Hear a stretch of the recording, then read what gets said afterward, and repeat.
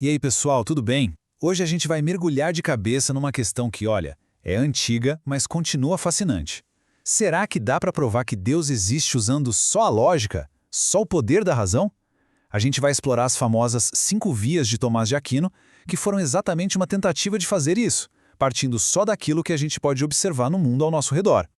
Para guiar nossa conversa, a gente está se baseando nesta obra aqui, que é um estudo bem profundo sobre o assunto. O que estamos prestes a desvendar é um conjunto de argumentos que, sério, moldou o pensamento ocidental, tanto a filosofia quanto a teologia, por séculos e séculos.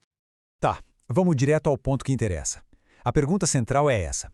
Como é que é possível usar a nossa razão, que funciona a partir do que a gente vê, do que a gente toca, para demonstrar a existência de um ser que, por definição, está além dos nossos sentidos?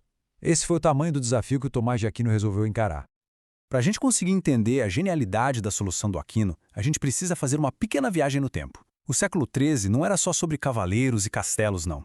Foi uma época de uma crise intelectual gigantesca, um verdadeiro quebra-cabeça filosófico. Até então, a tradição que dominava era a de Santo Agostinho, onde a fé e a razão meio que andavam de mãos dadas. Só que aí acontece uma coisa que vira tudo de ponta cabeça. As obras de Aristóteles, que estavam perdidas há séculos aqui no Ocidente, são redescobertas. E isso, gente, causou um terremoto no mundo acadêmico, principalmente nas grandes universidades, como a de Paris. E é aqui que o conflito se instala. De um lado você tinha Aristóteles, afirmando de um jeito muito convincente que todo o nosso conhecimento começa pela experiência dos sentidos. Se não dá para ver, ouvir ou tocar, não dá para conhecer. Ponto. Do outro lado, a fé cristã, que se baseia num Deus que está totalmente além do mundo material. Parecia uma contradição impossível de resolver. E o que o Tomás de Aquino fez no meio desse impasse todo? Ele não jogou Aristóteles fora, muito pelo contrário. Com uma audácia incrível, ele abraçou as ideias de Aristóteles e criou um novo conjunto de ferramentas lógicas, como se fosse um kit de ferramentas, para construir uma ponte entre o mundo que a gente vê e essa realidade transcendente. A primeira ferramenta é uma distinção que, olha, é fundamental. Aquino diz que a frase "Deus existe" é evidente em si mesma. O que isso quer dizer? Basicamente que a existência faz parte da própria essência de Deus. O problema, claro, é que a gente não conhece essa essência de forma direta.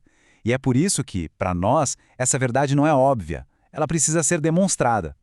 Tá, e como demonstrar isso então? Ele nos dá 2 caminhos. O primeiro, chamado propter quid, é como quando a gente vê o fogo e já sabe que ele vai produzir fumaça. Você vai da causa para o efeito. Com Deus, não dá para fazer isso, porque a gente não vê a causa em si. Mas a gente pode usar o segundo caminho, a demonstração quia, que é como ver a fumaça e concluir que, opa, deve ter um fogo em algum lugar.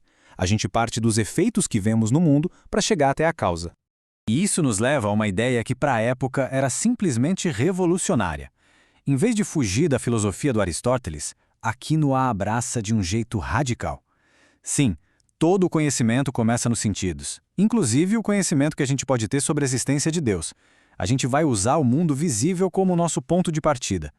E é assim que a gente chega no coração do argumento dele. Tomás de Aquino não apresenta só uma, mas 5 trilhas lógicas, 5 caminhos que ele batizou de as 5 vias para provar a existência de Deus. São 5 argumentos diferentes, mas todos eles compartilham a mesma estrutura básica. Eles começam com uma observação bem simples, inegável sobre o mundo, e aí, através de uma corrente de raciocínio lógico, chegam numa conclusão sobre uma causa primeira. Certo, vamos para a primeira via, o argumento do movimento. A observação inicial é simples. As coisas se movem, certo? A premissa, nada se move sozinho. Alguma outra coisa tem que colocar em movimento. Agora, o ponto crucial. Essa cadeia de coisas movendo outras coisas não pode voltar para trás infinitamente. Pensa só, se fosse infinita, o movimento nunca teria começado. Sem um empurrão inicial, nada estaria se movendo agora. Portanto, tem que existir um primeiro motor, algo que iniciou todo o movimento sem ser movido por nada. A segunda via é bem parecida, só que o foco é na ideia de causa e efeito. Imagina uma fileira de dominóis. A gente vê que todo efeito tem uma causa. Uma coisa não pode causar a si mesma, né? Porque para isso ela teria que existir antes de existir, o que não faz o menor sentido.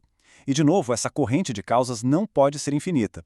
Se não tiver o primeiro dominó caindo, nenhum outro vai cair.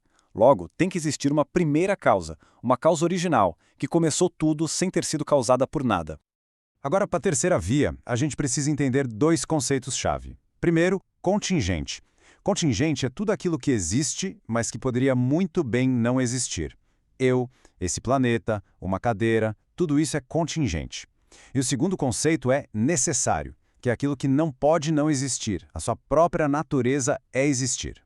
E aqui vem a lógica da terceira via. Se tudo no universo fosse apenas contingente, se tudo pudesse não existir, então, em teoria, poderia ter existido um momento em que absolutamente nada existia, certo?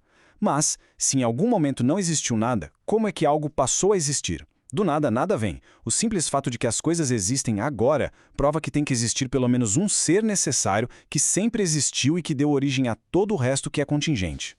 A quarta via já parte de uma coisa que a gente faz o tempo todo, comparar. A gente vive julgando as coisas como mais ou menos boas, mais ou menos verdadeiras, mais ou menos nobres. Mas essa comparação de mais ou menos só faz sentido se existir um padrão máximo, um ótimo, com o qual a gente compara todo o resto. Esse padrão máximo de bondade, de verdade e de ser seria a fonte de todas essas perfeições que a gente observa no mundo. E aí a gente chega na quinta e última via, que talvez seja a mais intuitiva.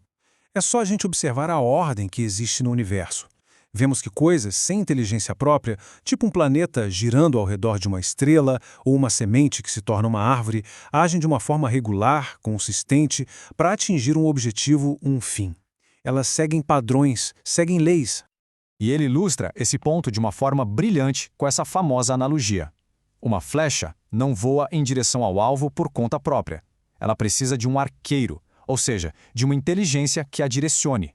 Da mesma forma, toda a ordem e o propósito que a gente vê na natureza apontam para uma inteligência superior que guia todas as coisas para os seus devidos fins. Uau! Essa analogia do arqueiro é forte, né? E aí, essa nossa exploração filosófica despertou a curiosidade?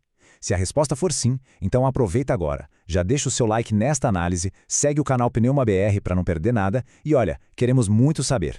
Qual dessas 5 vias fez mais sentido, qual pareceu mais interessante, deixa aqui nos comentários. Ah, e claro, não esquece de ativar as notificações para os próximos conteúdos, hein? Ok, então nós passamos pelas 5 vias. A pergunta agora é, para onde essa jornada da razão nos levou? Qual é o destino final de todos esses 5 caminhos lógicos? Cada via chega a uma conclusão um pouco diferente, mas todas elas apontam para a mesma direção. Elas demonstram a existência de um primeiro motor que não é movido, de uma primeira causa que não foi causada, de um ser que é necessário, do padrão máximo de toda a perfeição e de um designer inteligente que ordena o universo. E a sacada final do Tomás de Aquino é esta. Ele argumenta que esses não são 5 seres diferentes, mas 5 características, 5 facetas do mesmo e único ser. A razão pura, partindo da simples observação do mundo, nos obriga a concluir que deve existir um ser que tem todos esses atributos.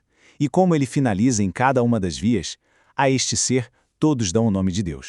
Mas atenção, tem um detalhe aqui que é super importante e que o próprio Tomás de Aquino fazia questão de deixar claro. As 5 vias nos levam àquilo que a gente pode chamar de o Deus dos filósofos, o ser puro, a causa de tudo, o princípio que ordena o universo. Isso é diferente do Deus da fé, que é conhecido pela revelação, com características como ser trino, ser salvador, que a razão sozinha não consegue alcançar. E tudo isso nos deixa com uma última pergunta, uma provocação para a gente ficar pensando. Para Tomás de Aquino, não existia contradição.